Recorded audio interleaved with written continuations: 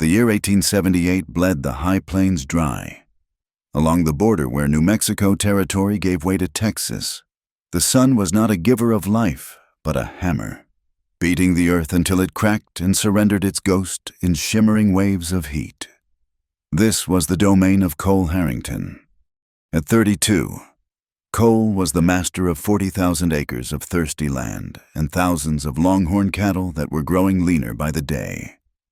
The Harrington Ranch was a kingdom built of grit, sweat, and his father's shrewd foresight, a legacy Cole now carried with a silence that chilled men more than a winter wind. The ranch hands, who respected him and feared him in equal measure, called him Iron Cole in whispers behind the bunkhouse.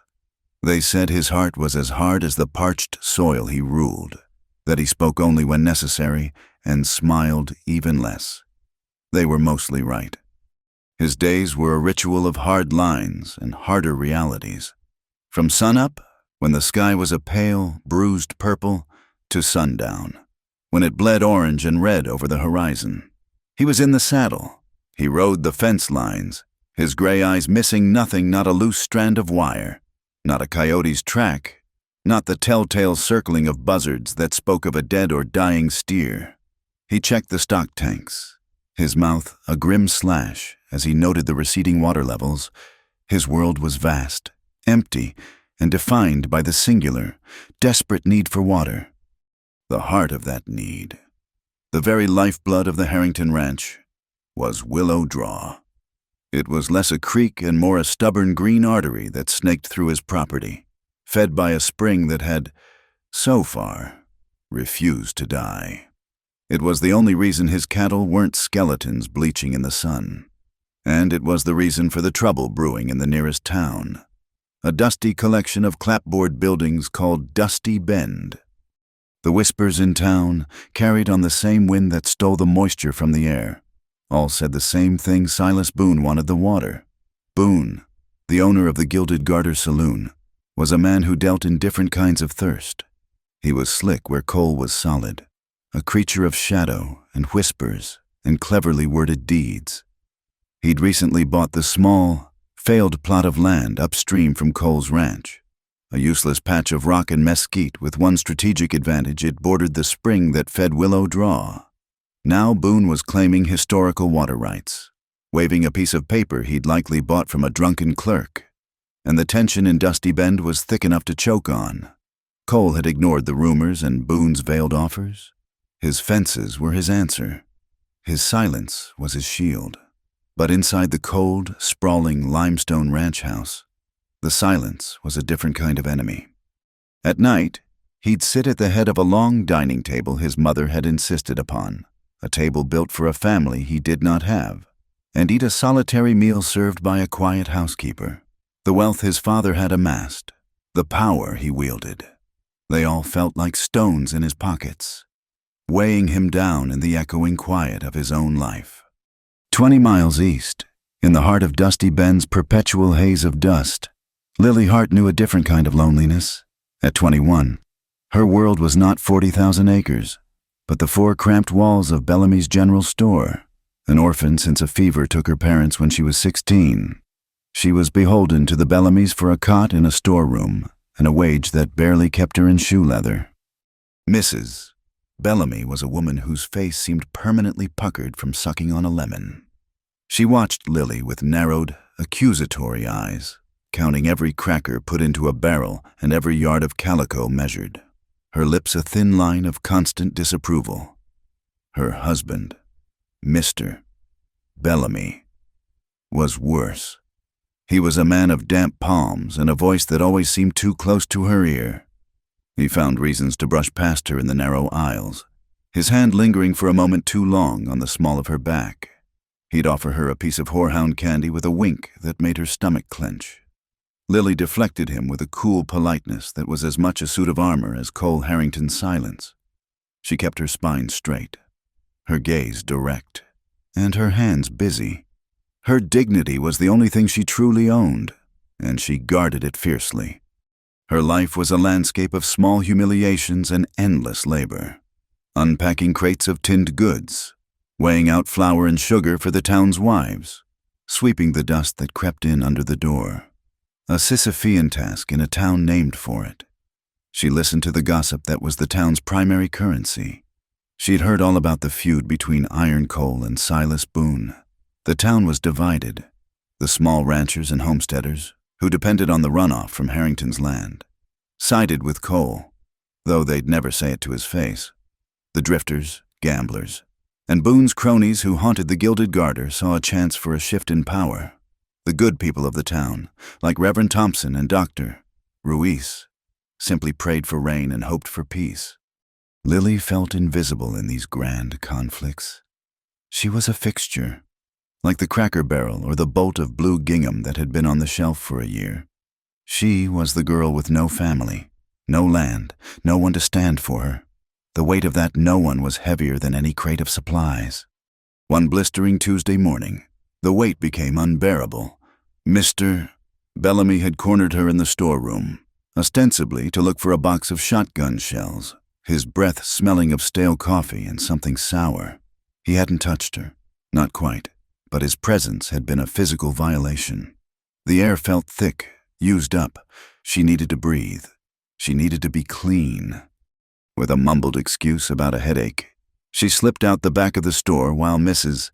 Bellamy was haggling over the price of salt pork.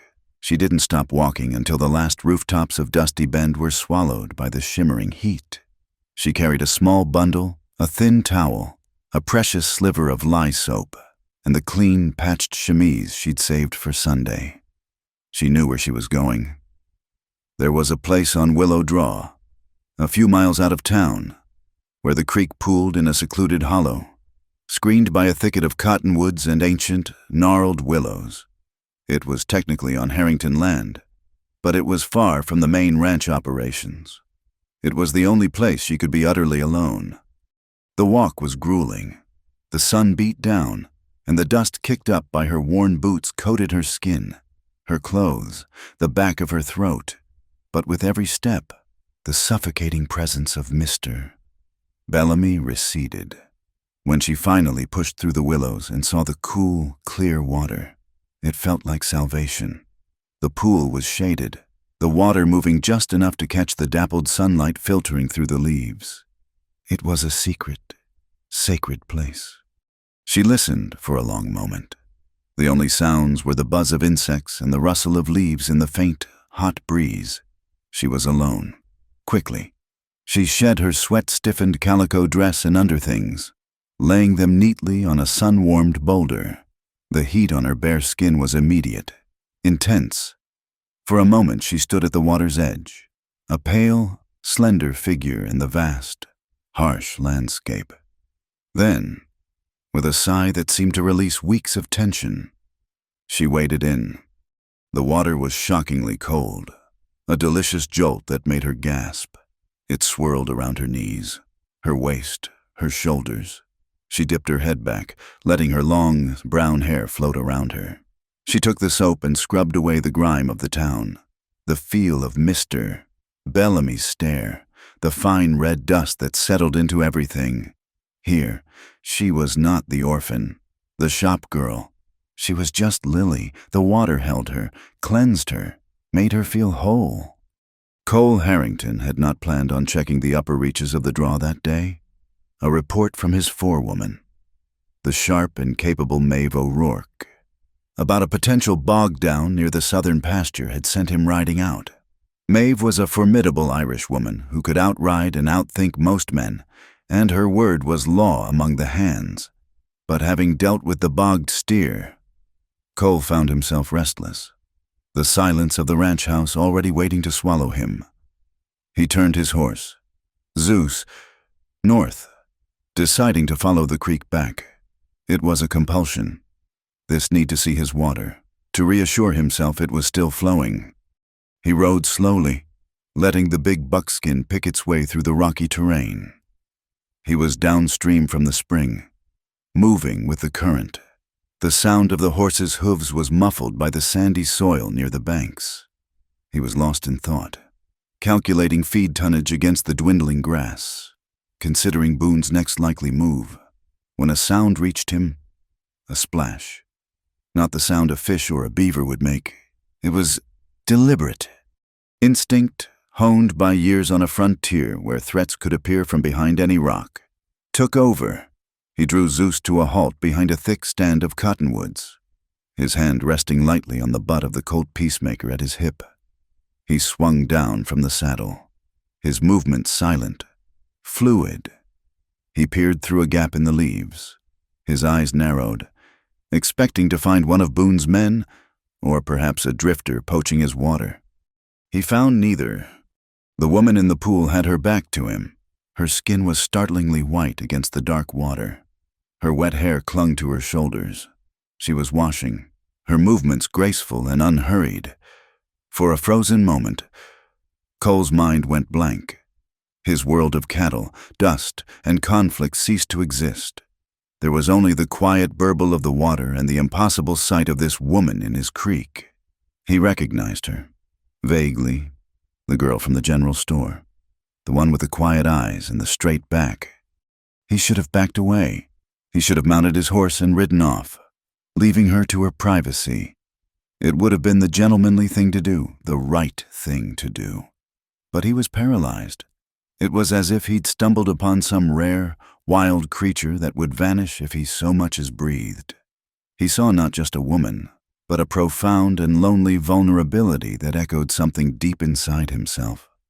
He watched as she raised her arms to squeeze the water from her hair, a simple, unguarded movement that felt more intimate than anything he had ever witnessed. A twig snapped under his boot. The sound was as loud as a gunshot in the still air. Lily's head whipped around, her eyes wide with terror, met his. The color drained from her face, replaced by a mortified flush that crept from her chest to her hairline. She sank to her neck in the water, crossing her arms over her chest as if that could shield her from his gaze. Her mouth opened, but no sound came out. Cole felt a wave of shame so hot it was like a brand. He had trespassed, violated her sanctuary. He stepped out from behind the trees, raising his hands slightly, as if to show he was unarmed, though the gesture was absurd. "Ma'am," he said, his voice a low rasp. "Rough from disuse. My apologies. I was checking the water line." Lily found her voice. It was shaking, but cold as the spring water. "You have no right." "I know," he said, and the simple admission seemed to cost him something. He looked away, his gaze falling on the pile of her clothes on the rock. He saw the patched chemise, the worn dress, and understood in a flash the poverty and pride that defined her existence. He felt like a brute, a clumsy giant who had crashed into a place of delicate, desperate peace. He turned his back to her completely, facing the trees. The silence stretched, filled only by the sound of her ragged breathing and the thudding of his own heart. "I'm not looking," he said, his voice stiff. "I'll wait here until you're dressed, to make sure you're safe on your way back." He heard the water splashing as she moved quickly to the edge of the pool. He heard the rustle of cloth. Every second felt like an hour. He stared at the bark of a cottonwood tree, tracing its deep furrows with his eyes. Anything to keep from turning around. The image of her was burned into his mind, the curve of her shoulder, the dark swath of her hair. It was an image of softness and life in his world of harsh, dying things. "I'm dressed," she said finally. Her voice was still tight, but the tremor was gone. He turned slowly. She stood by the rock, fully clothed, her wet hair dripping onto the shoulders of her dress. She clutched her small bundle to her chest like a shield. Her chin was high, her eyes flashing with a mixture of fear and defiance. She looked proud and fragile and furious all at once. He walked to his horse and untied the canteen from his saddle horn. He held it out to her. "It's a long walk back to town. The sun is high." She hesitated for a beat, then took it, her fingers brushing his for a fraction of a second. The contact was like a spark of static electricity. "Thank you, Mr. Harrington," she said, her tone formal, creating a distance between them as wide as his ranch. "Cole," he said, the name sounding foreign on his own lips. She just nodded, unwilling to grant him that familiarity. She took a short drink from the canteen before handing it back. She turned to leave, to push back through the willows into the unforgiving sun. "Miss Hart," he called after her. She stopped but didn't turn. "Be careful," he said. "The land is hard on people who are alone." Without another word, she disappeared into the thicket. Cole stood there for a long time, listening until the faint sound of her footsteps faded away. The iron wall he had built around himself for years had been breached. He didn't know it yet, but in the silent, shimmering heat of that Tuesday morning, the long drought in his own soul had just felt the first, shocking promise of rain. For 3 days, the image of Lily Hart at Willow Draw was a ghost that rode with Cole Harrington. It was there when he stared into the dregs of his morning coffee, a phantom of pale skin and startled, dark eyes. It was there when he surveyed his herds, a fleeting memory of softness in a world of horn and hide. He was a man accustomed to solving problems with fences, fists, or money. This problem, however, was a knot of guilt and a strange, unsettling fascination he couldn't unravel. He had broken her peace, and the memory of her defiant, vulnerable pride shamed him. But it was more than shame. It was an obsession. He replayed the moment he'd seen her worn-out clothes on the rock, the careful patch on her chemise. He, who could buy 1,000 dresses without noticing the cost, was haunted by a single, mended seam. It spoke of a quiet resilience that his wealth could never purchase. The cold, logical part of his brain, the part that ran a 40,000-acre enterprise, told him this was a distraction. But another, long-dormant part argued that the echoing silence of his life was the real problem, and she was the first sound he'd heard in years. He made his decision on the 4th day, justifying it with cold practicality. His supply ledgers were a disaster, a collection of scrawled notes and forgotten invoices. The storerooms were a chaotic jumble. He needed an administrator, someone with a sharp mind for figures and organization.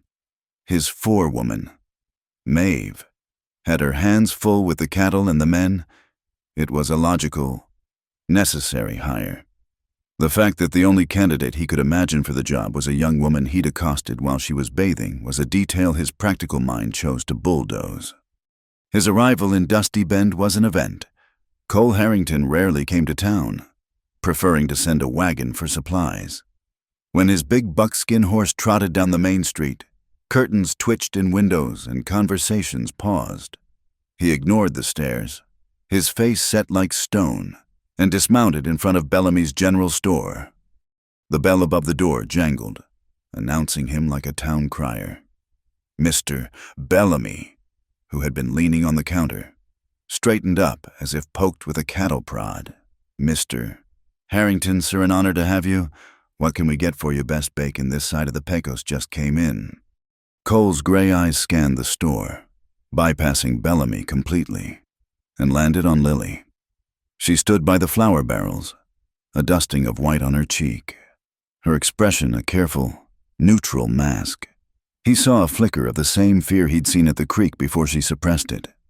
"I came to speak with Miss Hart," Cole said, his voice low and direct, cutting through Bellamy's fawning. Mrs.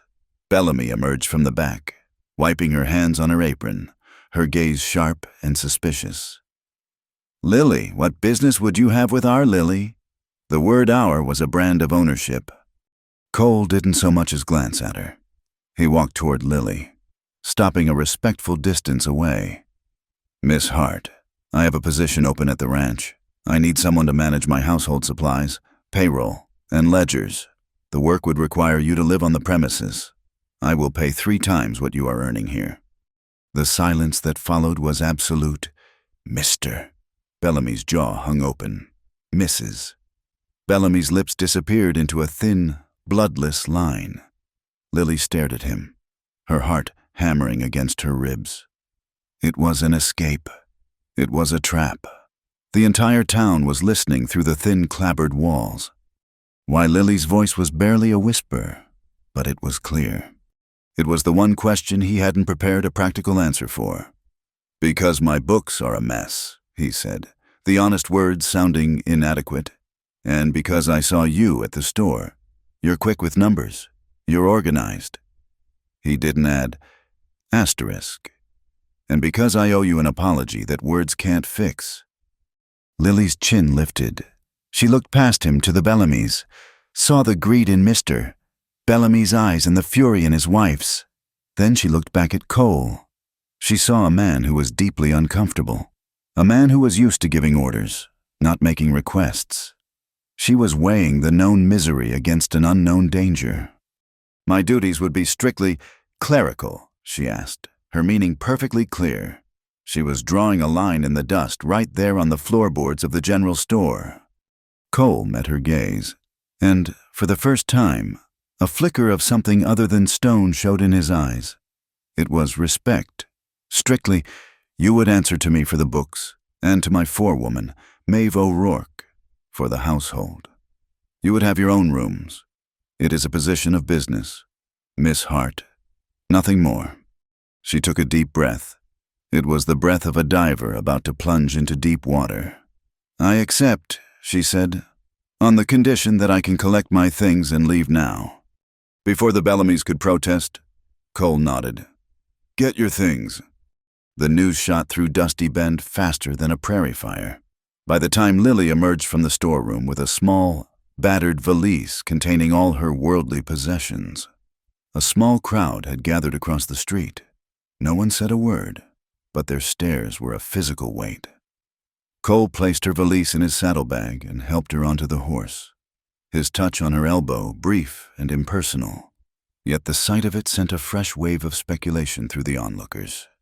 As they rode out of town, the whispering began in earnest in the Gilded Garter saloon.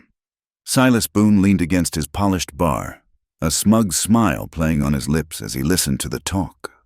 An unmarried girl, one of his cronies said, swirling the whiskey in his glass. Living out there with Iron Cole, that's a bold move. Not bold, Boone corrected smoothly, wiping down a clean section of the bar. Clever. The girl sees an opportunity. And Harrington, well, a man that rich and that lonely is a fool for a pretty face. He's distracted. A distracted man makes mistakes. He might just find he's more willing to be a neighborly partner with his water now. Boone's laughter was low and oily. He was a master at turning a situation, twisting a narrative until it served his purpose. He would nurture this rumor, feed it, let it grow until it choked Cole Harrington's reputation and isolated him completely. The ride to the ranch was conducted in a stiff silence. The landscape grew wilder, the scale of it dwarfing Lily. When the ranch house came into view, she caught her breath. It wasn't a house, it was a fortress, a 2-story structure of massive, pale limestone blocks that seemed to have grown out of the earth itself. It was built to withstand sieges, fires, and time. It was magnificent and profoundly lonely. As Cole helped her down, the front door opened and a woman stepped out. She was tall and lean, with fiery red hair pulled back in a severe bun and a face full of freckles and uncompromising intelligence. This was Maeve O'Rourke. Her eyes, the color of a stormy sea, took in Lily from head to toe in a single, swift appraisal. Maeve, this is Miss Lily Hart. She'll be managing the house stores and ledgers, Cole said by way of introduction. Miss Hart, this is my forewoman, Maeve O'Rourke. The ranch doesn't run without her. Maeve nodded curtly, her expression unreadable. Welcome to the Harrington Ranch, Miss Hart. Your days will start at 6 with breakfast. The ledgers are in the office. The storerooms are in the west wing. You'll take your meals with Mr. Harrington in the main dining hall. Staff eats in the mess. Your work is your business. The men's business is mine. Keep the two separate. Do we have an understanding? It was a speech of fences and boundaries, delivered with the efficiency of a military briefing. Lily, who understood the language of lines one did not cross, felt a surge of relief. This woman was not her enemy. This woman was order. We do, Miss O'Rourke. Good, Maeve said, a hint of approval in her tone. She led Lily inside. The interior of the house was as imposing as the exterior. The air was cool, smelling of stone, leather, and beeswax. The furniture was dark, heavy, and masculine. It was a space built for a dynasty, yet it felt as empty as a church on a weekday. Maeve showed Lily to her rooms, a small but clean bedroom and a sitting room with a desk before taking her to the office. The office was chaos. Ledgers were piled on the desk, receipts were stuck on a spindle, and invoices were crammed into drawers. The storerooms were worse, a jumble of sacks, barrels, and crates with no discernible system. For the first time since leaving Dusty Bend, Lily felt a genuine smile touch her lips. This was a mess she knew how to fix. This was work, honest work. For the next week, Lily immersed herself in it. She rose before the sun, her mind already organizing, cataloging, creating systems. She turned the chaotic storerooms into models of efficiency, with everything labeled and inventoried. She untangled the knotted mess of the ledgers, her neat, precise script bringing order to Cole's scrawled figures. She discovered he was being overcharged by suppliers and found ways to save him money. She was good at this. The work gave her a sense of purpose and value that she had never been allowed to feel at the Bellamy's. Maeve watched her, saying little but missing nothing. She saw the girl's tireless work ethic, her sharp mind. A quiet, professional respect began to form between the two women. Maeve ensured the ranch hands kept their distance, her mere presence a deterrent to any loose talk or unwanted familiarity. She had erected a wall of professional conduct around Lily, a wall that was as solid as the limestone of the house. The evenings were the hardest part. Every night at 7, Lily would put away her work, wash her face, smooth her hair, and go to the dining hall. There, she and Cole would sit at opposite ends of a massive oak table that could easily seat 20. A quiet housekeeper would serve them a simple, well-cooked meal, and they would eat in near total silence. The empty chairs between them seemed to mock their solitude. Cole was unused to making dinner conversation. He would ask about her progress with the ledgers in a gruff, formal tone. She would answer with polite, concise reports. The air crackled with unspoken things: his guilt, her caution, their shared loneliness. He would watch her, noting the way the lamplight caught in her hair, the quiet dignity of her posture. Having her here had solved one problem. His ledgers were balanced for the first time in years, but it had created a new one. The silence in his house was no longer empty. It was now filled with her. The change began not with a word, but with the sky.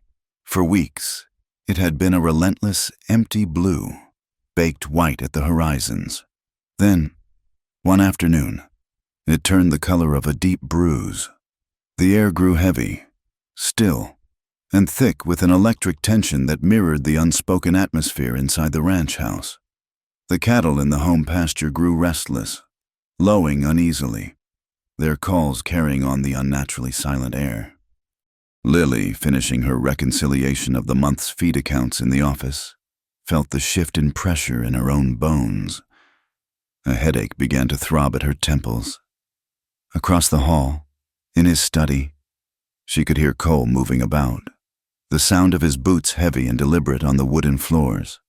Their evening meals had become a ritual of strained courtesy. The long oak table between them a silent, polished battlefield of things left unsaid. The rumors from town, delivered by the supply wagon driver, had reached the ranch. Iron Cole's got himself a housekeeper who's more than a housekeeper. They sneered.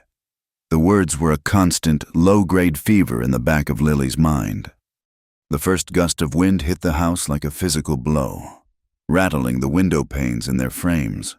A shutter somewhere slammed shut with the crack of a rifle. Lily looked up from her ledger just as the world outside went dark. The sky opened, and the rain came down, not in drops, but in solid, wind-driven sheets. It was a violent, desperate storm, as if the heavens were trying to wash away the memory of the drought in one furious act. Then came a sound louder than the thunder, a sharp, explosive crash from Cole's study. followed by the roar of the wind invading the house. Lily was on her feet in an instant, her heart pounding. She ran across the hall and burst into the study. Cole was already there, wrestling with a heavy leather armchair, trying to shove it against the shattered window.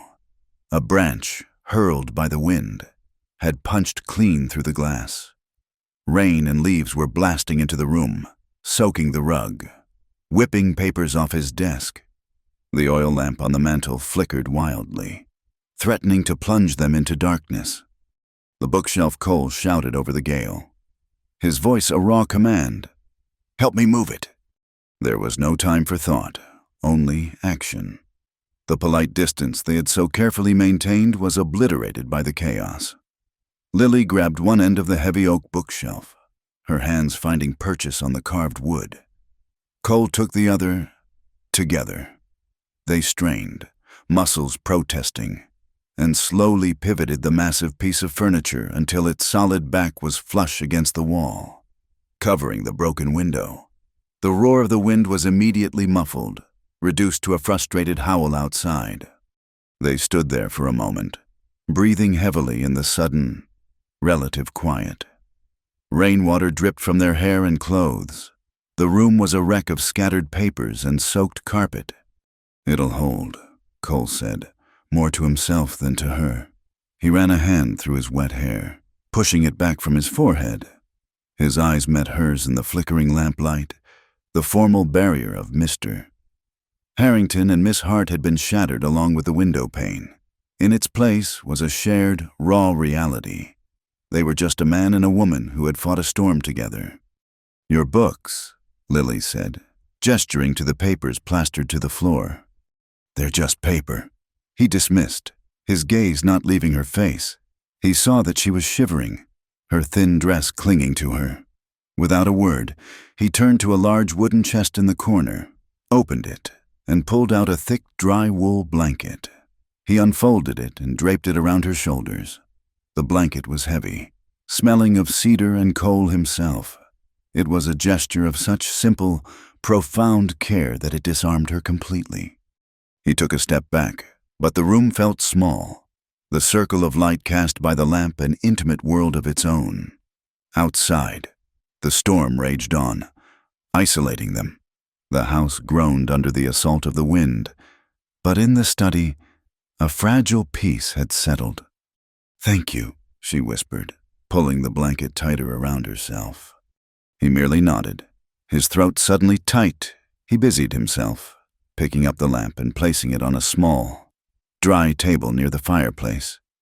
He gestured to the armchair he'd moved. "Sit. The worst of it should pass soon." She sat, and he took a seat on a wooden stool a few feet away, staying within the circle of light. The silence returned, but it was different now. It wasn't the strained, empty silence of the dining table. It was a shared silence, full of the storm's fury and the quiet aftermath of their shared effort. "I've never seen a storm like this," she said, her voice soft. "They happen," he replied, his gaze on the flickering flame of the lamp. "The land gets thirsty. When the rain finally comes, it comes angry." He looked at her then, his expression unreadable. "It washes everything away, makes things clean again." She knew he wasn't just talking about the dust. They sat that way for what might have been an hour, listening to the storm die down from a roar to a steady, drumming rainfall. When it was finally over, a deep quiet fell over the land, broken only by the dripping of water from the eaves. The next morning, the world was reborn. The air was cool and sharp, scrubbed clean of dust. The parched earth had turned a deep, rich brown, and the scent of wet sage and creosote was intoxicating. Cole found Lily in the kitchen, sipping coffee. "I'm riding out to check the weir at Willow Draw," he said, his tone still gruff, but with a new, softer edge. "The flood could have damaged it. I'd be grateful for another pair of eyes." It wasn't an order. It was an invitation. She nodded, her heart giving a strange flutter. "I'll get my coat." They rode together, the horses' hooves making soft, sucking sounds in the damp earth. The creek, usually a placid stream, was now a rushing, brown torrent. When they reached the secluded hollow, the place of their first encounter, it was transformed. The water had breached the banks, but the small stone weir Cole's father had built years ago was holding, diverting the worst of the floodwaters away from the lower pastures. They dismounted and walked to the edge of the churning water. This was the exact spot. The memory of her humiliation and his shame hung in the cool, clean air between them. But the rain had washed that away, too, leaving something new in its place. Cole stood looking at the weir, his hands on his hips. It held. My father built it to last. Lily wasn't looking at the weir. She was looking at him, at this powerful, solitary man who had shown her a startling gentleness. The town saw Iron Cole, the ruthless rancher. She had seen a man who put a blanket around her shoulders and spoke of the rain making things clean. All her life, she had been at the mercy of others, the orphanage matron, the Bellamys, the gossips in town. She had built her walls high, her pride her only defense. But his quiet, steady presence had breached those walls, and that terrified her more than anything. She wrapped her arms around herself, a familiar, protective gesture. "Everyone in town has an opinion about me being here," she said, her voice quiet but clear over the sound of the water. "They think they know what this is. They think they know what you want from me." Cole turned to face her, his expression serious. "I don't give a damn what they think." "I do," she said, her voice trembling slightly. "It's all I have. What people think, my reputation." She looked down at her hands, then back up at him, her eyes filled with a lifetime of fear and hurt. She had to ask. She had to know. The question came from the deepest, most vulnerable part of her. "Will you hurt me?" The question hung in the air, more fragile than a spider's web. It was about more than just physical harm. It was about her heart, her dignity, the very core of her being which she had fought so hard to protect. A slow smile touched Cole's lips, a genuine, unguarded expression that transformed his hard face. It reached his eyes, chasing away the shadows, filling them with a warmth she had never seen before. He took a step closer, his movements deliberate, gentle. He reached out, not to grab her, but to gently cup her cheek with his hand. His palm was calloused from work, but his touch was incredibly soft. He looked directly into her soul and answered with a quiet, solemn vow, "Only with love." And in that moment, she knew he was telling the truth. The words were a promise, an acknowledgement of the overwhelming power of the emotion, and a pledge to wield it only for her good. He was choosing her, not for a night or a season, but with a finality that resonated in the depths of his voice. He leaned in and pressed his lips to hers. It was not a kiss of reckless passion, but of deep, aching tenderness. It was the breaking of a drought. The sound of the rushing creek was the only witness to the promise kept, a low, constant murmur as the last of the storm's anger flowed out to the plains. Later, as the sun began to set, casting long shadows across the damp earth, they sat on the porch of the main house. The awkward silence of their previous evenings was gone, replaced by a comfortable quiet. A new understanding existed between them, a truth that needed no further words. "We have to be smart about this," Lily said, looking out at the vast expanse of the ranch. "The talk won't stop. It will get worse." Cole's hand found hers, his fingers lacing through hers. It felt natural. "Right. I'll tell them you're to be treated as the mistress of this house." She shook her head, her practical nature reasserting itself. "No, that will only confirm their worst suspicions. It will make it harder for Maeve, and for the men. We can't be careless." She looked at him, her expression firm. "In this house, in front of your staff, I am your bookkeeper. You are my employer. We will be respectful, professional. We will give them no more ammunition than they already have." He looked at her, a deep respect dawning in his eyes. She was not just thinking of herself, but of his ranch, his people, the order of his world. She was his partner in this already. "And when we're alone?" he asked, his voice low. A small smile played on her lips. "When we're alone," she said softly, squeezing his hand, "that is our business." It was an agreement, a strategy for survival.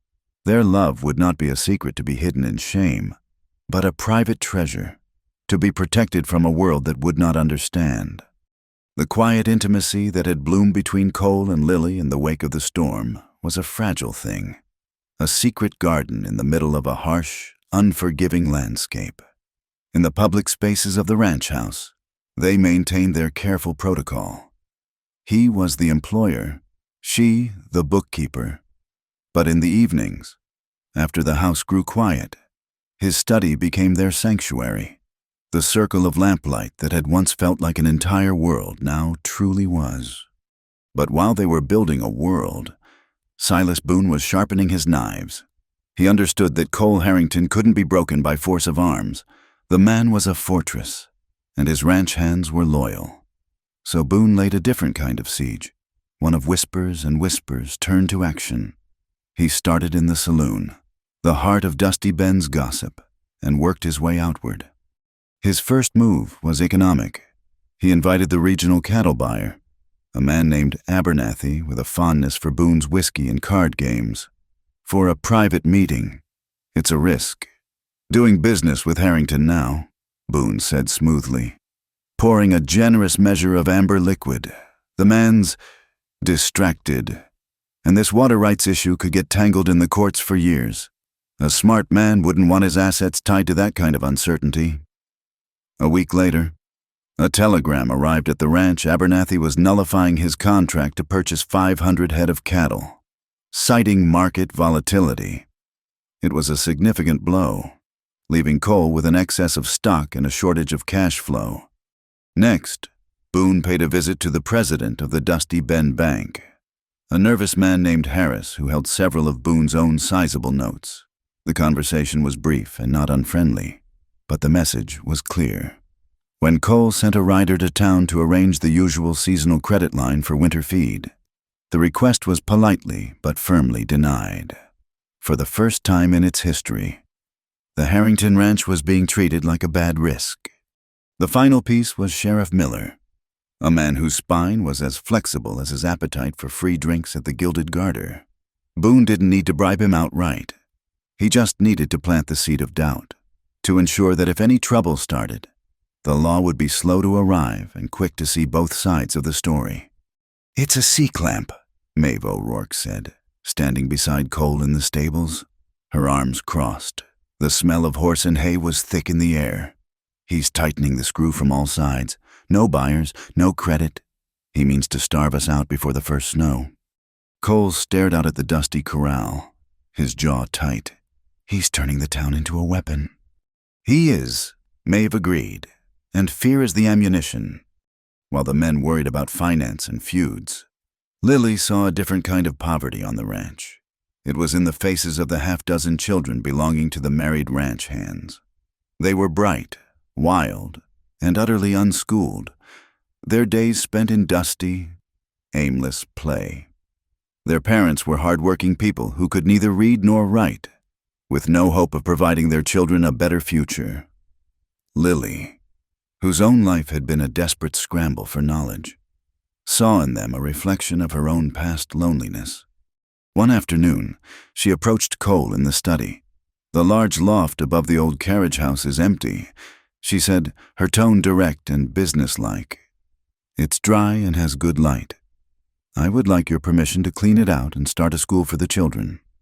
Cole looked up from the useless contract he'd been staring at.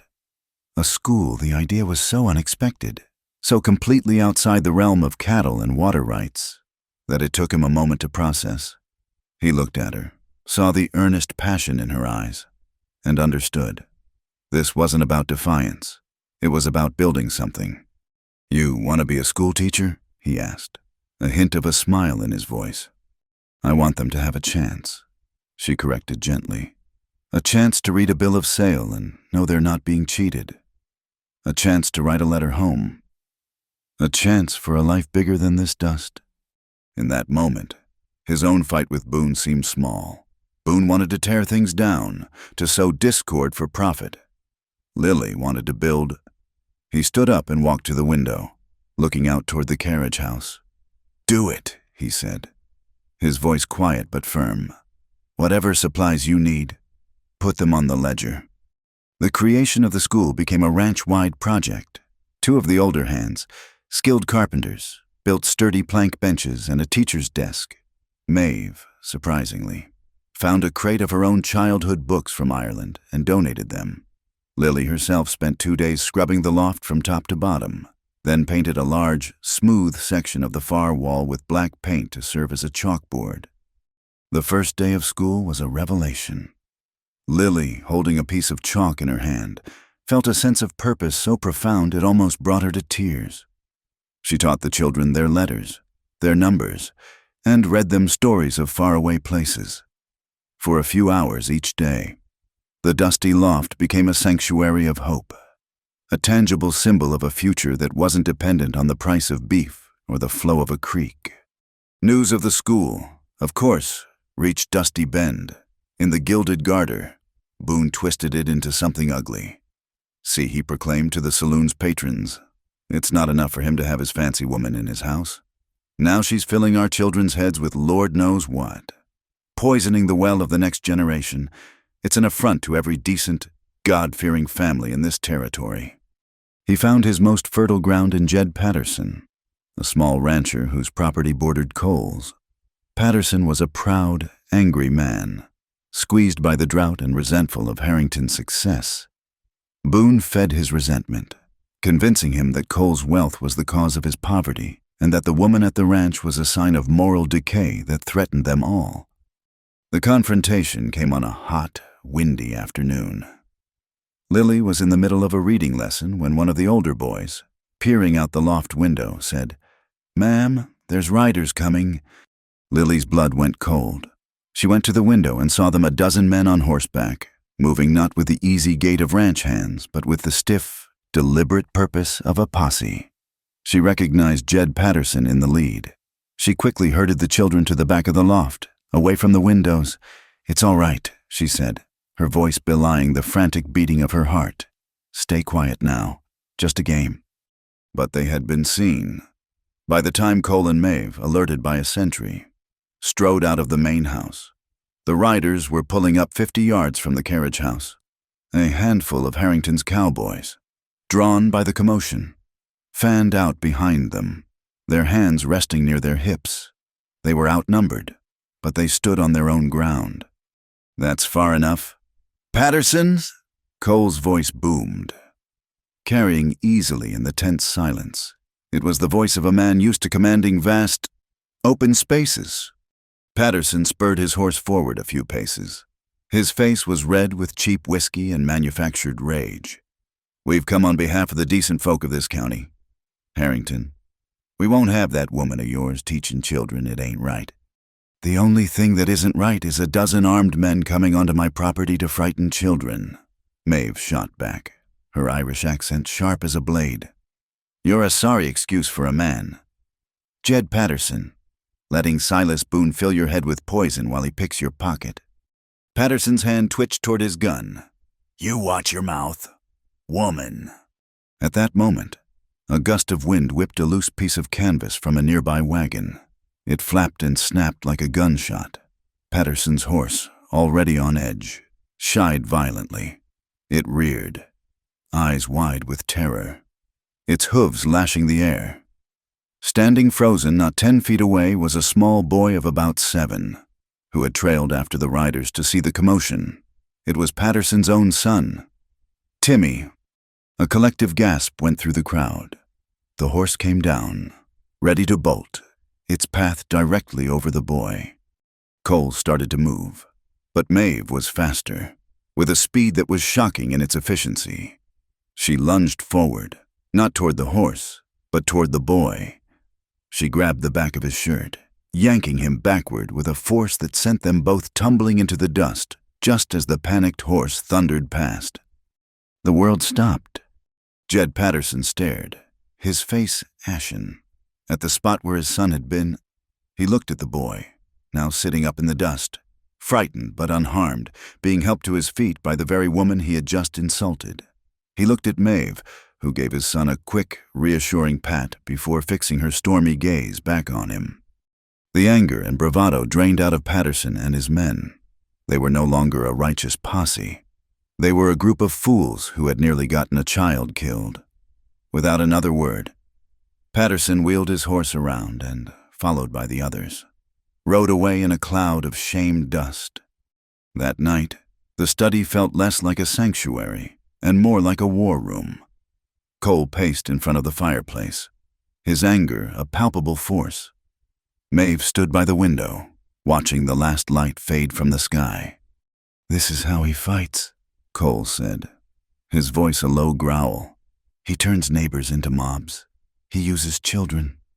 "We should prepare for a siege," Maeve said, her voice grim.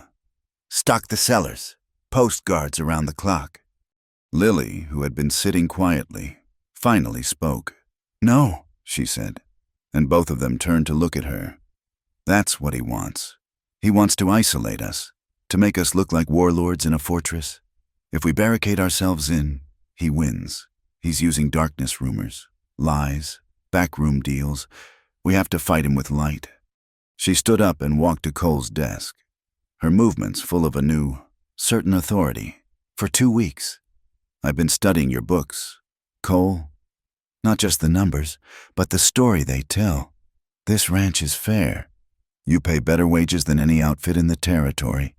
You carry men on the payroll through the winter when other ranchers would let them go. But no one knows that. It's all locked away in these ledgers." She looked from Cole to Maeve, her eyes shining with the clarity of her idea. "So, we unlock it. We hold a meeting. We invite every man who works for this ranch. We open the payroll books. We show them exactly how their pay is calculated. We show them the cost of the supplies they use, the profit from the cattle they raise. We show them they are partners in this, not just hired hands. We fight his lies with the truth. We build our own community, right here, one that's stronger than his." She took a breath, her gaze fixed on Cole. "And then we go further. We use his own weapon against him, water. We draw up a compact, the Willow Bend Community Water Compact. We offer every small rancher who has been hurt by this drought a guaranteed share of our water. For a fair price or a pledge of mutual aid in times of trouble, we turn them from potential enemies into allies. We show them you're not a hoarder, you're a steward. We show them that community is built by sharing a well, not by pointing a gun." Silence fell in the room. Cole stared at her, a look of awe on his face. He saw her not just as the woman whose gentleness had healed his loneliness, but as a brilliant, fierce strategist. She had seen a path he, with all his strength, had missed. She wasn't just building a school. She was building a future. He walked to her and took her hands in his. "We do it," he said, his voice filled with a conviction that was absolute. "We fight his war, but we fight it your way."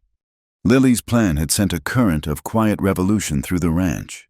The open ledger meeting had been a masterstroke of strategy. In the main barn, with lanterns casting a warm, golden light, Cole had stood before his men not as a lord in his castle, but as a general briefing his troops. He laid out the books, showing every dollar earned and every dollar spent. He showed them that their sweat was not just building his wealth, but securing their own livelihoods. For the first time, they saw the ranch not as a place they worked, but as a cause they shared. The grumbling suspicion that had been a low hum in the bunkhouse was replaced by a grim, unified loyalty. The next day was to be the culmination. Riders had been sent out with formal invitations to the 7 small ranches that dotted the territory, inviting them to the signing of the Willow Bend Community Water Compact. It was a bold gamble, an offer of alliance extended to men who had been taught to view Cole as an adversary. The air on the Harrington Ranch that evening was thick with anticipation. It felt like the night before a great cattle drive, a combination of nervous energy and steely resolve. Lily stood on the porch of the main house, looking east into the deepening twilight. A faint breeze, the first in days, stirred the leaves of the bougainvillea trellis, a welcome relief from the oppressive heat. Cole came to stand beside her, his presence a solid, reassuring weight in the darkness. He didn't speak, just slipped his arm around her waist, pulling her close. They stood together, watching the last sliver of orange bleed from the horizon. Two people on the cusp of a new beginning. Their quiet war, fought with ledgers and invitations, was about to be won. The first sign of trouble was not a sight, but a smell. A faint, acrid scent on that welcome breeze, like a distant lightning strike. Then came the glow, a low, angry orange pulse against the black silhouette of the eastern ridge. A cry went up from the bunkhouse, sharp and terrified. Fire! The word was a lit fuse. The ranch exploded into organized chaos. Cole was no longer the quiet man of the study. He was a commander on a battlefield. His voice, crisp and powerful, cut through the rising panic. Maeve, take Bravo team. The wagons. And every water barrel we have, wet down the north flank. The wind is pushing it that way. Create a break at the dry gulch. I'll take Alpha team and ride the southern edge. We'll try to pinch it out before it reaches the home pasture go. Men scattered, shouting, grabbing shovels, axes, and wet burlap sacks. Horses, spooked by the smell of smoke and the frantic energy, screamed in their corrals. The orange glow in the east was growing, no longer a pulse but a hungry, spreading stain, silhouetting the panicked flight of nocturnal animals. As Cole swung onto Zeus's back, he looked for Lily. He found her on the porch, her face pale in the flickering, hellish light. The fear he felt then was a cold, physical thing, entirely separate from the danger of the fire. It was the fear of leaving her. He spurred his horse over to her. "Stay in the house," he commanded, his voice rough with urgency. "It's stone. You'll be safe here." She looked at the chaos in the yard, the frightened wives of the ranch hands clutching their children, the disorganized scramble for buckets, and then she looked back at him. Her face was set with a resolve that matched his own. "This house is the heart of the ranch, Cole, and I am its keeper. You fight the fire out there. I will fight it here." There was no time to argue. He saw the truth in her eyes. She was not a woman to be sheltered. She was his partner. He leaned down from the saddle, his hand cupping her jaw, and kissed her hard. It was a desperate, possessive kiss, a promise to return. "Be safe," he growled. And then he wheeled Zeus around and galloped into the smoky darkness, leading his men toward the wall of flame. As the last hoofbeats faded, Lily turned and surveyed her own battlefield.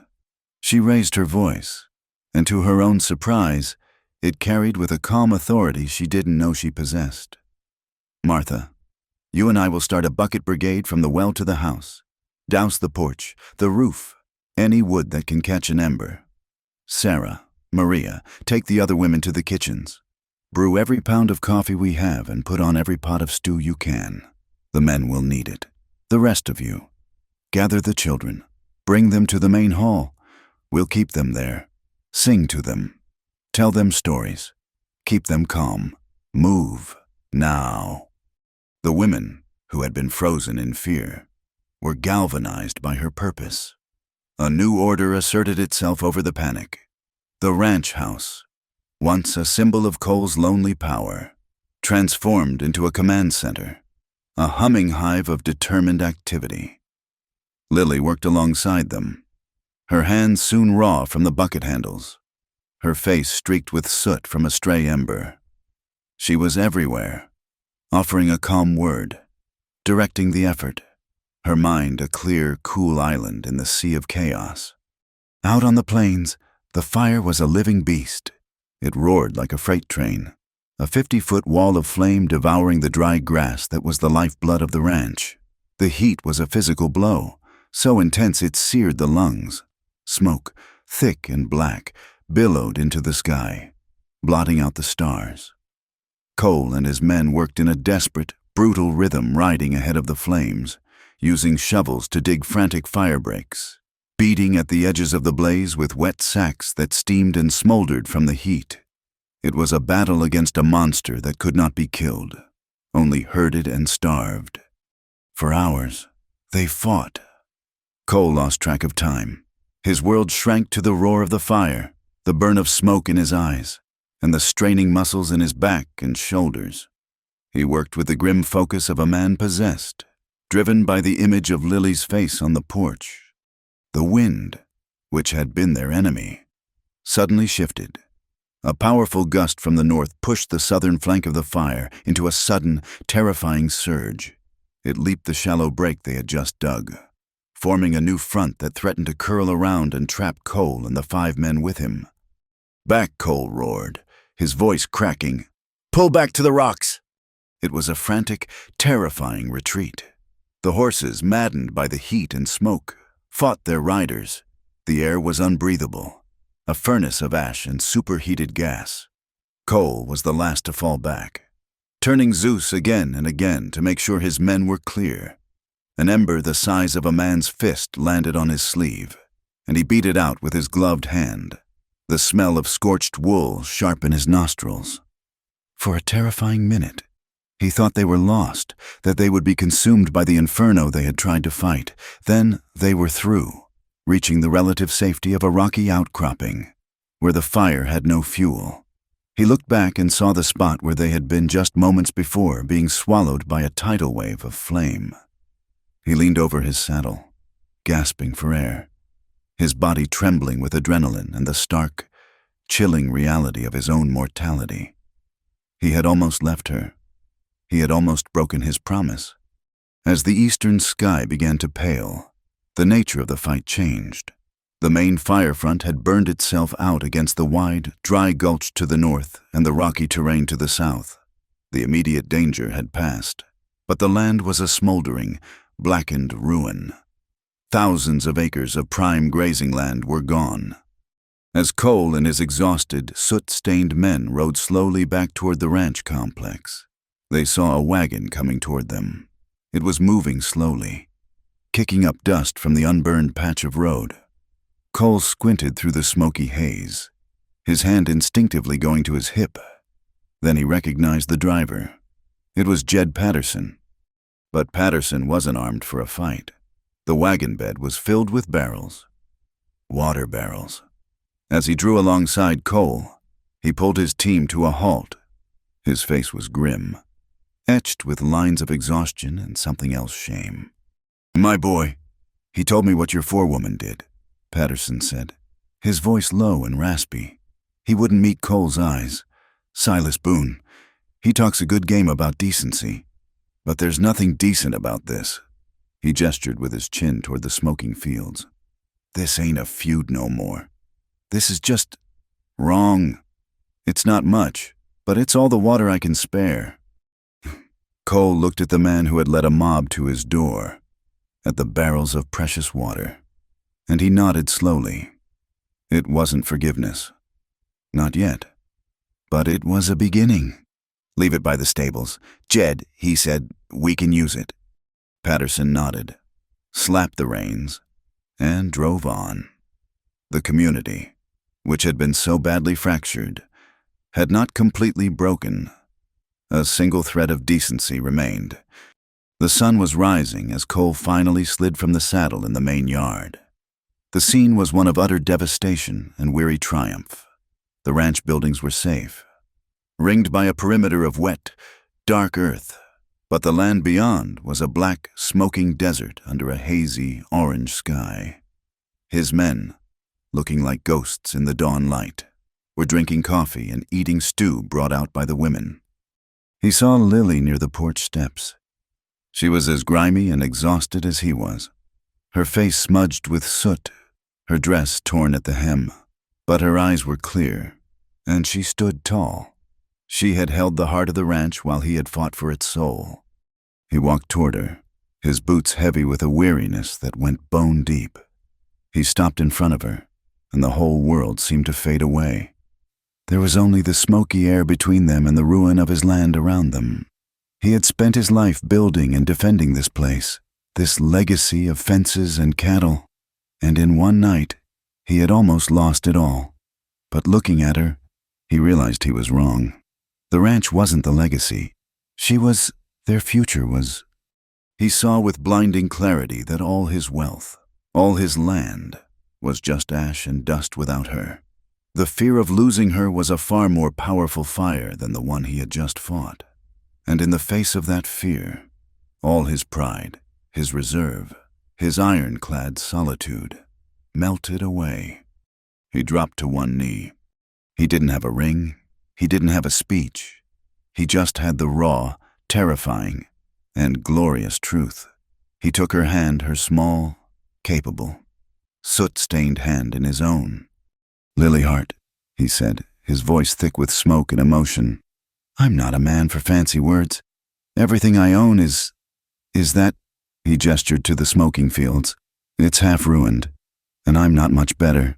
But I know that I almost died last night, and the only thing I could think of was your face. I am not asking you to save my reputation. I am asking you to save my life. Marry me, build a new world with me, right here, on top of these ashes." Tears welled in Lily's eyes, carving clean paths through the grime on her cheeks.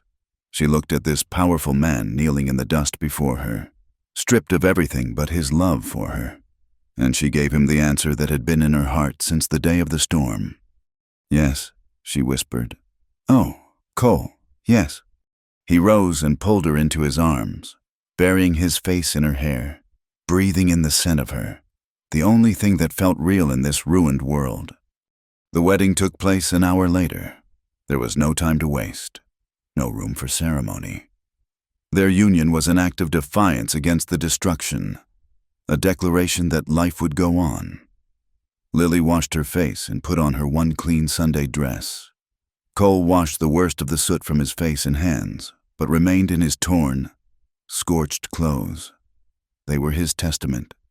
They stood under the bougainvillea trellis, its vibrant pink flowers a shocking splash of color against the smoky sky. Maeve stood beside Lily, her face streaked with tears and soot. The ranch hands and their families gathered around, their weary faces full of a fierce, protective loyalty. One of the oldest cowboys, a man named Gabriel who had worked for Cole's father, read a short passage from a worn Bible he carried in his saddlebag. Cole took Lily's hand. He had no ring, but he slipped a simple, smooth stone from his pocket, a piece of desert agate, banded with lines like a miniature landscape, that he had carried for years for luck. He pressed it into her palm. "With this," he said, his voice clear and strong for all to hear, "I choose you, today, and for all my days." Lily closed her fingers around the stone. "And I choose you," she replied, her voice ringing with equal conviction, "to have and to hold from this day forward." And as Gabriel pronounced them man and wife, they sealed their vow with a kiss. It was a kiss that tasted of smoke, ash, and the unquenchable promise of a new dawn. The 2 weeks that followed the fire were a strange and sacred time. The ranch, though scarred and blackened at its edges, was not a place of mourning, but of fierce, quiet purpose. The air still tasted of smoke, but it was mingled now with the scent of fresh sawn lumber as fences were mended and a scorched corner of the stables was rebuilt. The impromptu wedding under the bougainvillea trellis had not been an ending, but a forging. Cole and Lily Harrington were now a single entity, a partnership tempered in the crucible of that terrible night. Their new reality was woven into the mundane fabric of the days. They planned the rebuilding together, poring over lumber lists and supply orders in the study.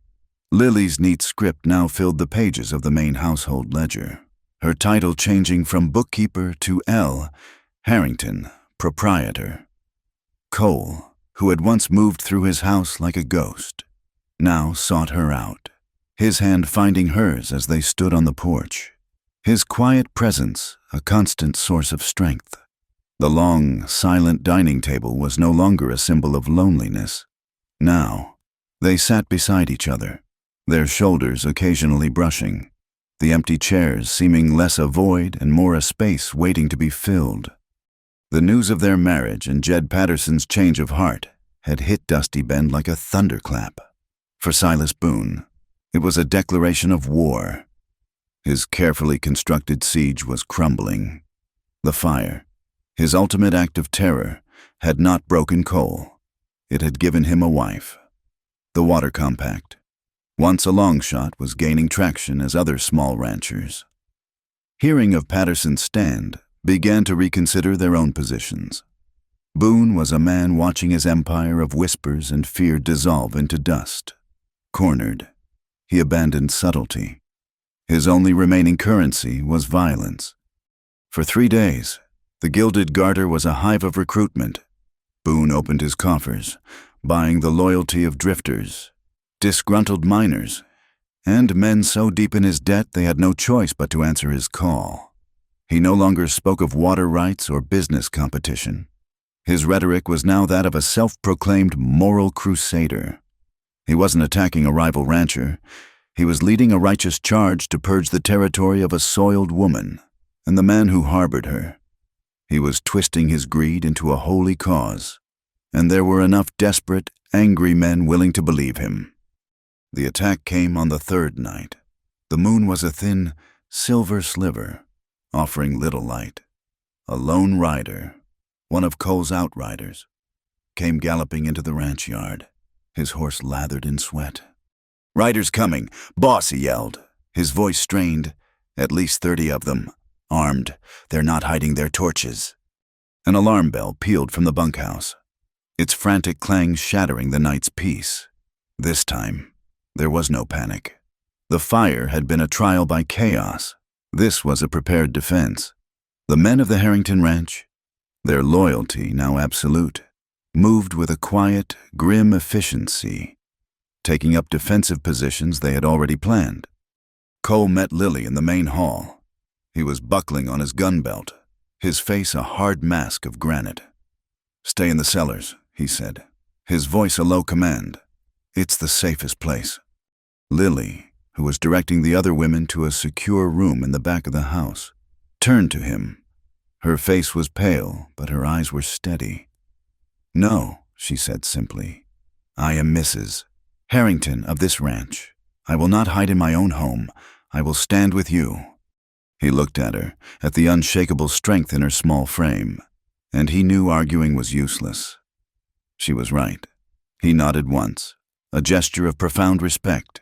He then turned and strode toward the small bell tower that rose from the center of the house. Inside was a powerful signal lantern, a relic from his father's time, designed for just such an emergency. Cole lit the wick, the bright flame pushing back the darkness. He began to work the shutter, sending a long, deliberate pulse of light into the night, followed by 2 short ones. A call for aid, sent out into the vast, dark expanse of the territory. A call to the community they had quietly been building. Boone and his mob arrived a few minutes later. They stopped at the edge of the ranch yard, a menacing line of horsemen, the flickering light of their torches casting long, dancing shadows. They were a vision from a nightmare. Harrington Boone's voice, amplified by whiskey and rage, echoed across the yard. "We know you're in there. We've come to cleanse this valley. Send out the woman. Send her out, or we'll burn you to the ground, stone and all." Cole and Maeve stepped out onto the porch, flanked by a dozen of their best men, rifles held ready but not aimed. They stood as a solid, unflinching line. "This is your only warning. Boone." Cole's voice was cold and deadly calm. "Turn your men around and ride away. There's nothing for you here but trouble." Boone laughed, a harsh, ugly sound. "The trouble is in your asterisk house. Harrington, we're the cure." He raised his hand, about to give the order to advance. And then they came. They did not come like a cavalry charge. They emerged from the darkness on foot, quiet as ghosts. From the south came the Ramirez family, Mexican immigrants Cole had hired when they were starving, giving them a small plot of land for a garden that now fed half the ranch. From the west came a group of miners, laid off from a collapsed silver mine, whom Cole had employed to shore up the weir at Willow Draw. From the north came the widow Jensen, whose small homestead was only solvent because Cole's men had repaired her fences for free after a cattle stampede. They were joined by others' families, single men, people who had been touched by the quiet acts of decency that never made it into town gossip. They were not armed with guns. They carried lanterns, tools, and a steadfast resolve. They walked past Boone's stunned riders and formed a silent, human chain, a living fence encircling the ranch yard. They stood with their backs to the house, facing the mob, a testament of silent, unshakable solidarity. The effect was profound. Boone's hired thugs were prepared to exchange gunfire with cowboys. They were not prepared for this. They looked at the faces in the lantern light: women, old men, people they recognized, their own neighbors, and their bravado began to falter. This was not the righteous crusade Boone had promised. This was something else entirely. Boone stared, his face contorted with disbelief and fury. His weapon of mob rule had been turned against him by a true community. The standoff was electric. A silent battle of wills waged across the dusty yard. Into this tense tableau, Maeve O'Rourke stepped down from the porch. Lily walked beside her, her head held high. Maeve was carrying a large, leather-bound ledger, Boone's ledger. She stopped in the middle of the yard, the light from a dozen lanterns falling on her. Her voice, when she spoke, was not loud, but it was as clear and cold as ice. "Silas Boone preaches about decency," she began, her Irish accent cutting through the silence. "So let's talk about his brand of decency. Mrs. Harrington here is quite a student of numbers. She found some interesting stories in the books of a certain saloon owner." She opened the ledger. On May the 4th, she read, her voice precise and damning, an entry for $20 paid to Sheriff Miller. "For civic cooperation." On May the 10th, a loan of $100 to Jed Patterson, with a handwritten note in the margin, to be forgiven in exchange for future considerations. There are pages of it: bribes, extortion, inflated prices charged to men too drunk to know better. This isn't a ledger. It's the biography of a thief. She looked up, her gaze sweeping over the riders. "He didn't want the water to help you. He wanted it to control you, to charge you for every drop, just like he charges you for every watered-down whiskey. He set the fire that nearly killed good men and destroyed this ranch. He told you Lilyheart was the poison in this valley, but the poison is right here, in this book. The poison is him." The truth, spoken so plainly and backed by evidence, was devastating. A murmur went through Boone's mob. Men looked at each other, then at Boone, their faces a mixture of confusion and dawning anger. They had been played for fools. Boone saw it all slipping away: his authority, his power, his carefully crafted lies. Everything was turning to ash in his hands. He was trapped, exposed, and utterly humiliated. In a final, desperate act of rage, he ripped the pistol from his holster. He wasn't aiming at anyone in particular. It was a blind, nihilistic lunge for the violence that was his last resort. Before he could pull the trigger, a single, sharp crack echoed through the yard. It was not the heavy boom of a cowboy's Colt. It was the precise report of Maeve's own revolver. Boone cried out, a strangled yelp of pain and shock, and his pistol clattered into the dust.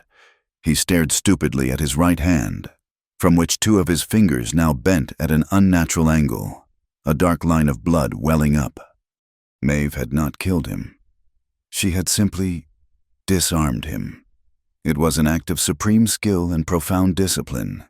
Justice, not vengeance. Into the stunned silence that followed, a new sound emerged: the steady beat of hoof falls. Sheriff Miller and two deputies finally rode into the yard, their expressions grim. They had clearly been waiting nearby, hoping the trouble would resolve itself. Now, they had no choice. "What's all this?" Then Miller asked, his voice attempting a note of authority that failed miserably. Cole stepped forward, his face like thunder. "This is Silas Boone leading an armed mob to attack my home. "Sheriff, this is my forewoman presenting evidence of his crimes. And this is him drawing a weapon on unarmed people." He pointed to the ledger Maeve still held. "It's all in there. I expect you to do your duty." With the eyes of the entire community on him, with the undeniable proof of his own corruption in that ledger, Sheriff Miller's spine finally stiffened. He knew his career, and likely his freedom, depended on this single moment. He looked at Boone, his face a mask of disgust. "Silas Boone," he said, his voice flat, "you're under arrest." The next day, the town of Dusty Bend was transformed. The story of the siege, of the human shield, and of Boone's ledger had spread like wildfire. The tide of public opinion had not just turned, it had become a tidal wave. At a hastily called town meeting in the square, Reverend Thompson, his face etched with shame, stood up before the crowd. "I have been a silent coward," he said, his voice shaking but clear. "I listened to gossip and I harbored doubts. I failed to see that a community is not built on suspicion, but on acts of grace. Last night, the people of the Harrington Ranch, and those who stood with them, showed us what a true community looks like. I want to publicly apologize to Mr.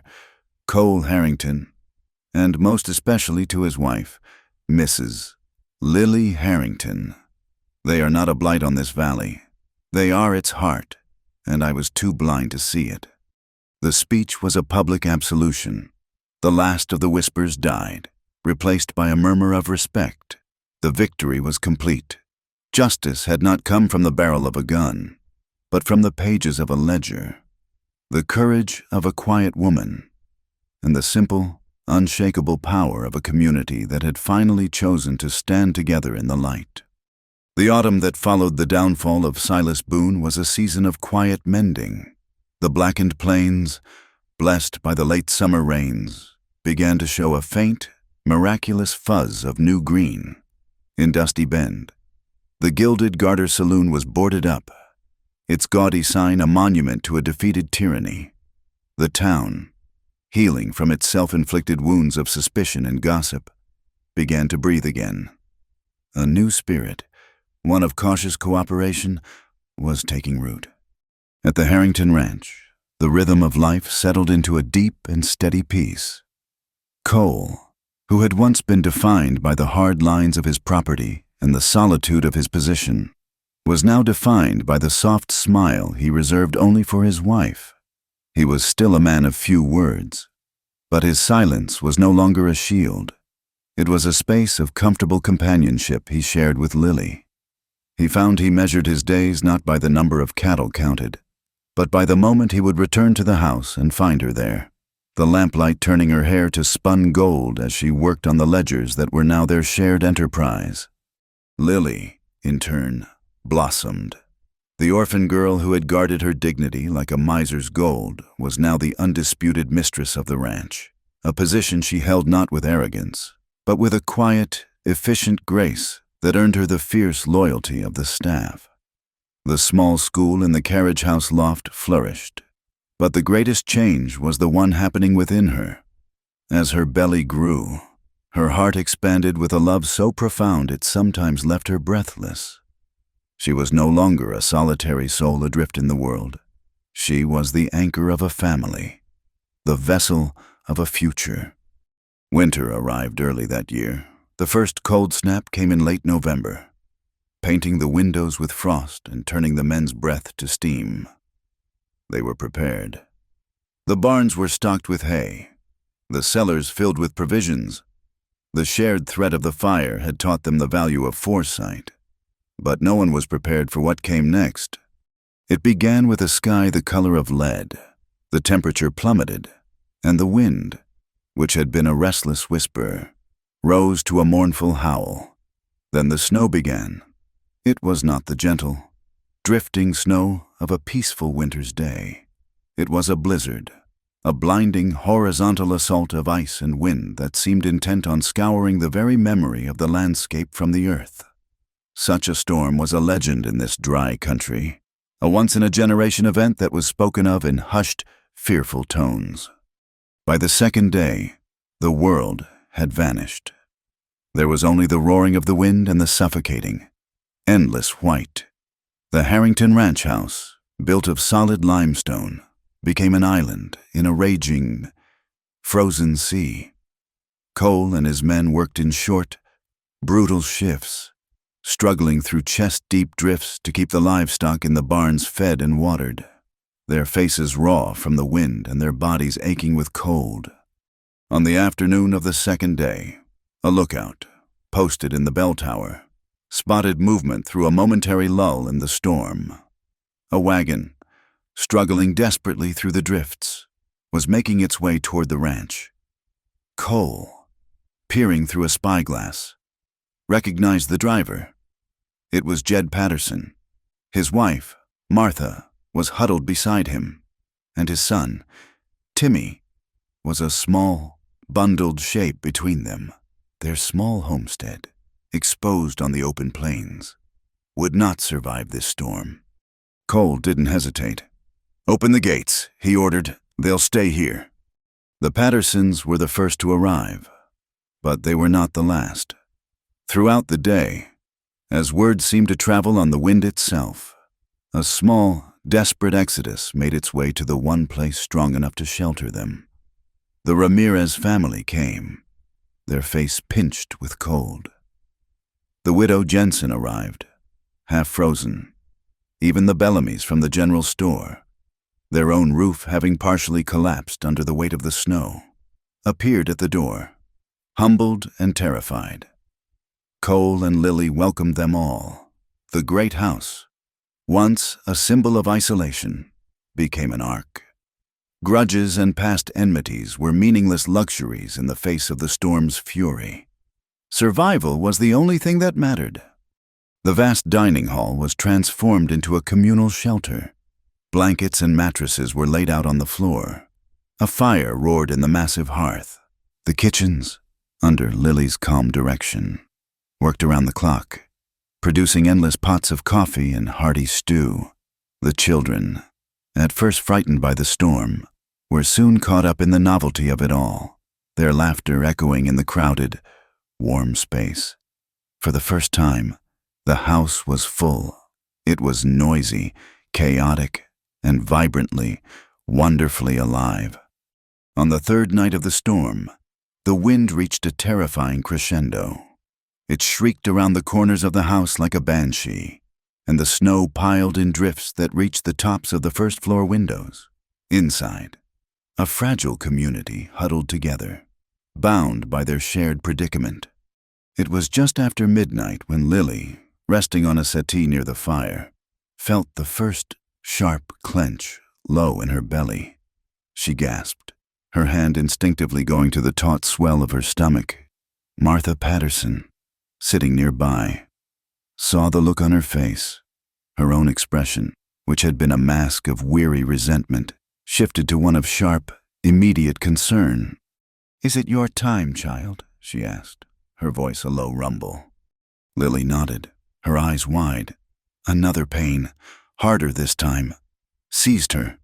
Cole, who had been conferring with Maeve by the door, saw her face and was at her side in an instant, his own face draining of color. "It's too soon," he said, his voice tight with a fear he had never shown during the fire or the siege. "Babies come when they're ready," Martha Patterson stated, her tone brusque, practical, not when it's convenient. A wave of quiet panic rippled through the room. "Doctor." Ruiz was 20 miles away in Dusty Bend, an impossible distance. They were trapped. Lily was in labor, and there was no doctor.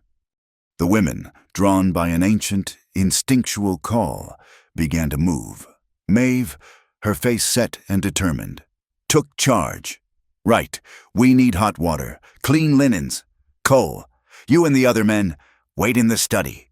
This is our work now." Cole looked utterly lost.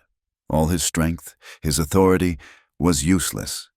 He was about to be sent from the room like a child while the most important event of his life unfolded without him. He looked at Lily, his eyes full of a desperate, helpless love. She gave him a small, brave smile. "Go on," she whispered. It will be all right. He allowed himself to be herded out, joining the other men who had gathered in the cold. Dark study, their own anxieties a palpable presence in the room. Jed Patterson stood by the window, staring out at the white fury. His shoulders slumped. In the main hall, Maeve and the other women had cleared a space near the fire, hanging blankets for privacy. But it was clear that none of them, not even the mothers among them, truly knew what to do. Their experience was with their own births, attended by a doctor or a seasoned midwife. It was Martha Patterson who finally broke the spell of frightened uncertainty. She had been standing to one side, her arms crossed, her face a conflict of old bitterness and a deep, innate knowledge. She had delivered all 4 of her own children and had helped half a dozen of her neighbors through their time.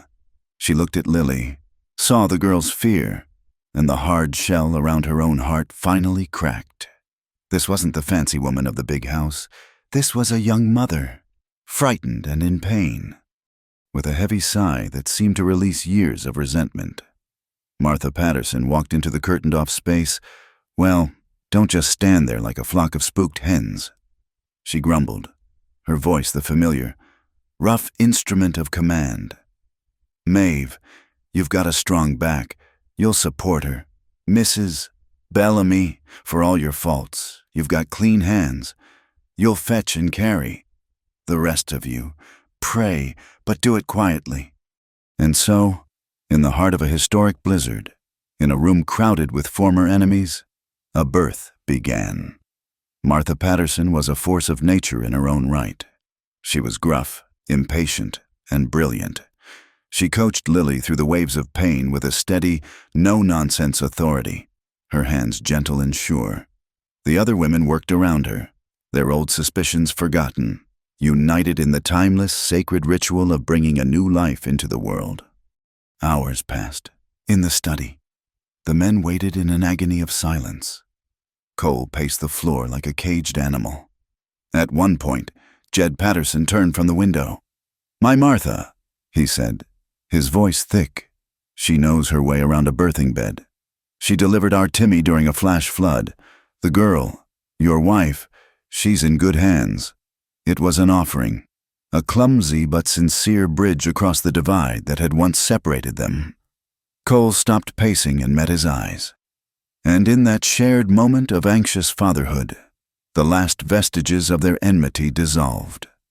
Just before dawn, as the wind began to show the first signs of abating, a new sound pierced the howl of the storm.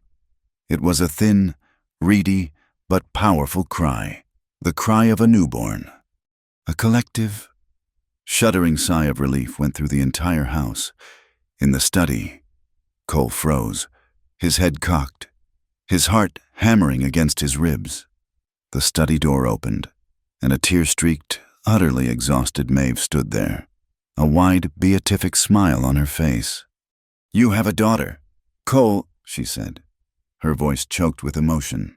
"A healthy, beautiful daughter." Cole moved as if in a dream. He walked into the main hall, past the smiling, weeping women, and through the curtain, Lily was lying back against a pile of pillows, pale but radiant, and nestled in her arms, wrapped in a clean linen sheet, was the most perfect creature he had ever seen. A tiny, red-faced baby with a tuft of dark hair and a furious, wonderful cry. He knelt beside them, his hand, large and calloused, reaching out to gently touch his daughter's cheek, all the iron in him, all the hardness forged by years of loneliness and struggle, melted away. There was only this miracle. "Hannah," Lily whispered, her voice tired but full of love. "Her name is Hannah." The storm broke the next day. As the sun emerged, weak but welcome, it revealed a world transformed, buried under a deep, silent blanket of white. But inside the Harrington ranch house, a new world had already been born. In the days that followed, as the snow melted and the roads became passable, the house slowly emptied. But the people who left were not the same as those who had arrived. They left with gifts of food and supplies from the ranch's stores. But more importantly, They left with a new sense of connection, a bond forged in shared crisis. Letters and small, handmade gifts began to arrive for baby Hannah. Jed Patterson formally signed the water compact, and the other small ranchers followed suit. At the next town council meeting, with no opposition, resolutions were passed to fund a permanent school, establish a community clinic, and formalize the water compact as territorial law. A week later, a letter arrived by stagecoach, bearing the official seal of the territorial governor. It was addressed to Cole. It was a formal appointment, naming him the new regional livestock commissioner, citing his demonstrated leadership and commitment to the well-being of the community. That Sunday, Cole, Lily, and the infant Hannah, bundled warmly against the crisp air, went to the church in Dusty Bend. The building was full. As they walked down the aisle, the congregation turned to look, and the faces that met them were filled not with suspicion, but with genuine, heartfelt respect. They hadn't come seeking absolution. They had come as part of the community, to help Reverend Thompson plan the new Sunday school room. They were there not to be cleansed, but to build together. As Lily stood by the window, holding her daughter, the sun streamed in, illuminating the tiny dust motes dancing in the air. The long winter was over, and outside, under the melting snow, the land was preparing for the spring. 5 years passed, flowing over the valley like the clear, steady water of Willow Bend Creek itself. The land, once scarred by fire and cracked by drought, was now a tapestry of rich pastureland and thriving homesteads. The town, which had nearly choked on its own dust and vitriol, was reborn. It had even shed its old, desperate name. It was no longer Dusty Bend, it was Willow Bend now. The name was a testament to the new heart of the community, the Willow Bend Cooperative, where Bellamy's once gloomy general store had stood. There was now a handsome 2-story building, built with lumber from the ranch and the sweat of a dozen families. The ground floor was a bustling co-op store, where ranchers and homesteaders sold their goods and bought supplies at fair prices. Their accounts kept in a clear, open ledger inspired by Lily's original reform. Upstairs, a small but well-stocked library shared space with a clinic, where Dr.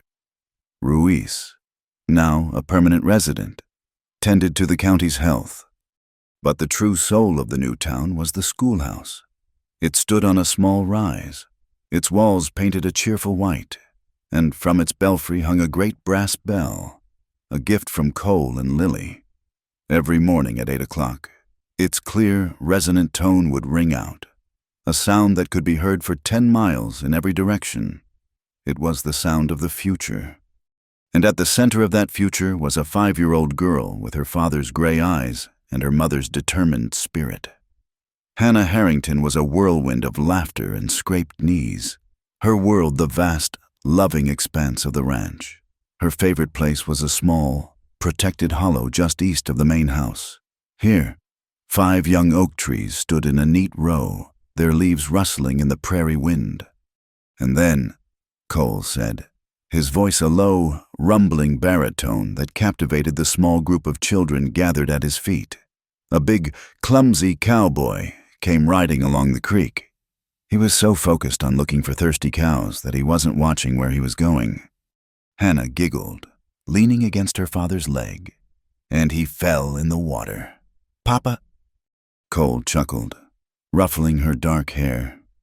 "That's right, sweetheart." He slipped on a slick rock and fell right in. Splash. And just when he thought he was the soggiest, silliest cowboy in all of New Mexico territory, he looked up and saw the prettiest lady he had ever seen, sitting on the bank, laughing at him. This was the story at the creek, worn smooth and gentle through countless retellings, its sharp, embarrassing edges polished away into a sweet fable of a clumsy cowboy and a laughing lady. It was the story of the first oak tree, which they had planted on their first anniversary. 4 more had followed, 1 for each year, a living testament to their growing love, a small forest of memory. A little way off, Lily watched them, a soft smile on her face. Her class, a mix of ranch children and those who now rode in from the surrounding homesteads, was gathered in the large vegetable garden she had started behind the school. The garden was her outdoor classroom, a place of practical miracles. "The water comes from the creek," she explained, her voice clear and patient as she pointed to the small irrigation ditch that fed the neat rows of corn and squash. "It belongs to all of us. The ranch uses it. The Pattersons use it. The Ramirez family uses it. But because it belongs to all of us, we all have a duty to protect it. We don't waste it. We keep the ditches clear. We share so that everyone's garden can grow." She was no longer the quiet bookkeeper. She was the architect of their new world, a teacher whose lessons extended far beyond reading and arithmetic. She was teaching them the fundamental principles of community, justice and stewardship, planting seeds in their minds as surely as she planted them in the rich, dark earth. That afternoon, the future arrived in a cloud of dust and the clatter of a fine carriage. The territorial governor had come to see for himself the miracle of Willow Bend. He was a portly, whiskered man with a politician's booming voice and shrewd eyes that missed nothing. Cole and Lily greeted him on the steps of the new cooperative. He toured the clinic, shook Dr. Ruiz's hand, and marveled at the library. He walked through the co-op, nodding in approval at the transparent accounting. "Remarkable. Harrington," he boomed, clapping Cole on the shoulder. "Simply remarkable. I hear tales of feuds and water wars all over this territory. But here, you've built a partnership. You've turned a dry creek bed into an oasis of civilization. It's a model for the entire frontier." Later, at a town meeting held in the square, the governor made a speech praising their resilience. It was during this meeting that Jed Patterson, now a respected member of the town council, made an announcement. "As many of you know," he began, his voice steady, "the county is electing a new commissioner this fall.